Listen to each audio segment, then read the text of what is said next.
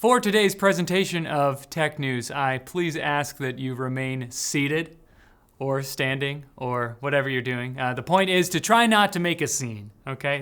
This isn't the Minecraft movie. Chicken Jockey is not, that's a no. Apple is expected to roll out a software overhaul for iPad OS to make using it more like macOS, according to Mark Gurman of House Bloomberg, watcher of the infinite loop. His Gurmness doesn't go into specifics, but does say that changes to iPad OS 19 will be a big theme at WWDC in June, focusing on improvements to productivity, multitasking, and window management, noting this will be great news to iPad power users who've been pleading with Apple for something to help them justify spending thousands of dollars on their S-tier iPad desktop setup. It's a good setup, and it works for me. Right? Hey, I empathize. I've wanted the iPad to be a Mac since before my mustache came in. Without even asking me first, by the way. Warhammer Gurmantide also mentioned Apple's AR plans, saying Apple's working on a lighter and cheaper version of the Vision Pro, as well as another model meant to be used while plugged in to a Mac. And those are separate from the sleek, screen-equipped AR glasses that Tim Cook really wants to get to market before Meta launches a competing product. Tim is apparently obsessed by this idea. He's already written his own commercial for it. Buy your mom an Apple glasses or burn. Burn in the fire of your iniquity! Late on Friday, the Trump administration clarified that semiconductors, smartphones, and various other electronics are exempt from the 145% total tariff that now applies to other imports from China, somewhat invalidating much of what I said in Friday's episode. So embarrassing, except I joked that the tariffs would change soon, and US Commerce Secretary Howard Lutnick said on Sunday that these exceptions are temporary, so I guess it wasn't a joke, and I was serious the whole time. Except Trump posted on Truth Social to also clarify that smartphones, etc., are subject to the existing 20% tariff, and there was no tariff exception announced on Friday.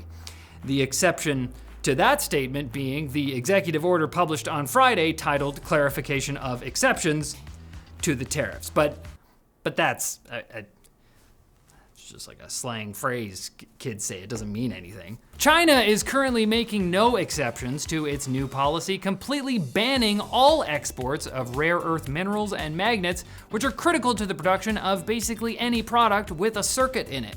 The Chinese government is building a new system to administer licenses for exporting these materials, which are almost entirely sourced and processed in China, but they seem to lack the motivation to get that set up quickly. Nvidia is probably hoping they can get one of those licenses soon, as they just committed $500 billion towards manufacturing their flagship Blackwell chips in the US at TSMC's Arizona facility.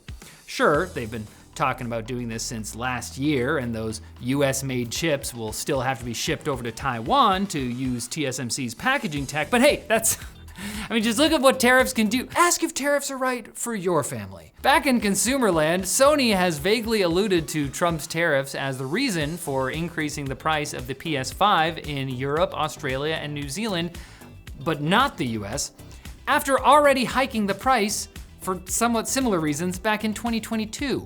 And according to a component supplier, game consoles are not one of the tariff-exempted goods we mentioned earlier, so North American gamers should brace themselves for price increases on the PS5 and the Switch 2 potentially as well. On the plus side, all of this could change at literally any second, in which case we may have just wasted a good couple minutes. You weren't doing anything.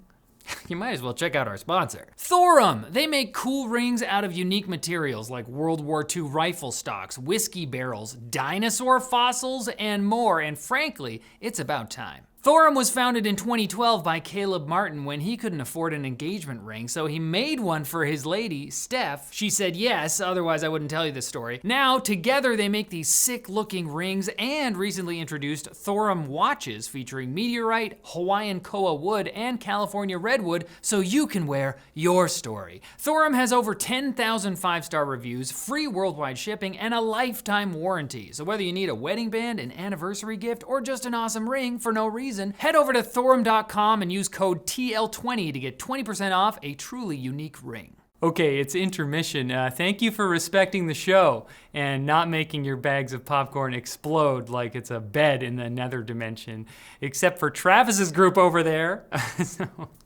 But they will get what's coming to them. What's coming to us is the RTX 5060 Ti, at least according to videocardswithaz.com, who posted full specs and 3D Mark results provided by their sources, showing the 5060 Ti 16 gig version performing about 20% better than the 4060 Ti 16 gig.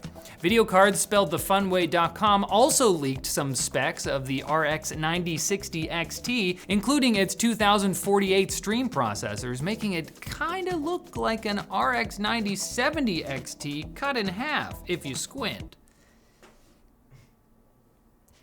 Seems like these cards are coming soon, hopefully intact. The FTC's antitrust lawsuit against Meta over their possibly anti-competitive acquisition of Instagram and WhatsApp in 2012 and 2014 respectively has begun. Meta kicked things off strong by pointing out that when TikTok was briefly banned earlier this year, users flooded onto Meta's platforms. It's simple. People use other social media sites, so Meta couldn't have bought WhatsApp and Insta to absorb competition. Also, Meta's going to train their AI on EU users' data unless they opt out. I didn't have a segue for that. Sorry, here's one. Speaking of AI, OpenAI announced GPT 4.1 this morning, a new family of models that OpenAI says outperform its current general purpose GPT 4o family across the board, while now supporting up to 1 million tokens of context. They're starting to catch up to Gemini there. OpenAI also says they'll now phase out GPT 4.5 because it's worse than the newly announced GPT 4.1. Welcome to Whose AI Is It Anyway?, where the numbers are made up and IP doesn't matter. But you can't make this up. Google says they've made progress on an AI model called DolphinGemma that could help translate dolphin sounds into human language. All right, you could totally make that up, and I think it has been already. I take it back. The model is a collaboration with the Wild Dolphin Project, who has been researching dolphin society for decades. They say language is the last barrier to cross before we finally give dolphins the ability to ask us directly if we would kindly f off. They're very busy getting high off of pufferfish toxin, and we're harshing their vibe. And many crosswalk buttons in Palo Alto, California have apparently been hacked to play AI-generated audio clips mocking tech CEOs. As documented on TikTok, one button featured an AI Elon Musk failing to hype his Cybertruck. But it can buy a Cybertruck, and that's pretty sick, right? Right? I'm so alone. While another featured an AI Zuck assuring listeners it's okay, they can't stop the AI slop. As we forcefully insert AI into every facet of your conscious experience, and I just want to assure you, you don't need to worry, because there's absolutely nothing you can do to stop it. Anyway, see ya. The hack probably had something to do with security researcher Deviant Olam pointing out last year that the crosswalk buttons often have an unchanged default password. Either that or the clips are real and this is a cry for help. There's no way to know. Thanks, AI. There is a way for you to get more tech news though. Just come back on Wednesday, and that is the only way, according to science. They've done lots of testing, and that's really the only, don't Google it.